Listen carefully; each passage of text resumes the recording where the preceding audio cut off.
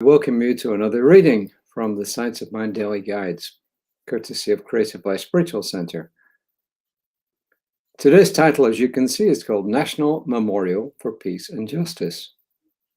First quote is once again from Brian Stevenson, who you heard of the other day. He says, "Sometimes we're fractured by the choices we make. Sometimes we're shattered by the things we would never have chosen. But our brokenness is also the source of our common humanity, the basis for our shared search for comfort, meaning, and healing. Our shared vulnerability and imperfection nurtures and sustains our capacity for compassion." As I said, that was Brian Stevenson. And Ernest Holmes says, "When we shall all know the truth, then ways and means and methods will be found for the freedom for all." And in this context, you can take that as meaning that once we start to acknowledge what happened in history, what really happened, especially in our history here in the US, then things will start to change. Reverend Andriette goes on to say, "The Equal Justice Initiative offices in Montgomery, Alabama, are near where slaves were unloaded by the Alabama River, an area said to be one of the largest slave auctions in the country. Brian Stevenson says there were dozens of historic markers and monuments commemorating Confederate history in Montgomery, but nothing acknowledging the history of slavery. To commemorate those enslaved, Stevenson acquired 6 acres in Montgomery for the National Memorial for Peace and Justice. The memorial opened in April 2018 and commemorates more than 4,000 who were lynched. He draws a corollary between this traumatic history and how racial bias manifests in disproportionately high mass incarceration rates.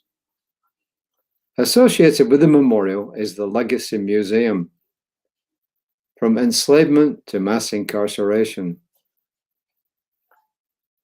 Reconciliation and healing require that we acknowledge and remember the past." Quote, "We think it's important that truth and justice work become local," unquote, Stevenson says. And again quoting, "and that every community that has witnessed the horrors of lynching reckons with that history through memorialization," unquote.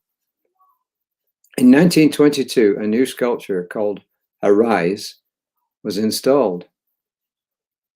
He says, "I'm honored that my likeness is included in," or she says, "I'm honored that my likeness is included in artist Brownlee Cadet's historic sculpture, representing thousands of people nationwide engaged in community remembrance work." These memorials stand as reminders that the horrors of slavery, the false freedom that followed, and the reprehensible treatment of Black people under the criminal justice system are inextricably related. They also serve as a testament to the resilience, courage, and determination of Black people to survive, to persevere, no matter what. So most of these reading this month, they don't require me really to unpack anything, because they just, in my humble opinion, they speak for themselves. So we're all called in our own way to actually make know what happened, acknowledge what happened, and move on into the future. And as far as I'm concerned, this can only be for the betterment of all of us. Simple as that. I don't have much more to say. It's already quite late. It's 7:30 p.m. Central Time. And I apologize for my tardiness, but I got stuck doing a whole bunch of things. The affirmation, which is actually written down there, is, "I advocate and stand for freedom for all. I advocate and stand for freedom for all."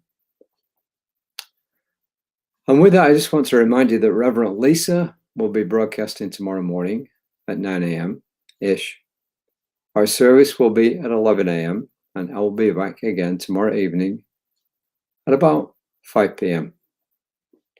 And also later this week, I'm going to introduce other people. I'm going to bring them on and we can have discussions. We're going to pick a topic, a day's topic that looks like it would work for having a discussion about it. And then I'll bring other people on and we can have a discussion. And hopefully that really changes the way we see things as well. So with that, I'm going to say, please take care of yourselves. Yes, look after others, but first of all, take care of yourself, and then you can look after others. And in the meantime, just remember, love is really at the basis for all of life. So go in peace, but go especially in love. Namaste, adieu, see you next time.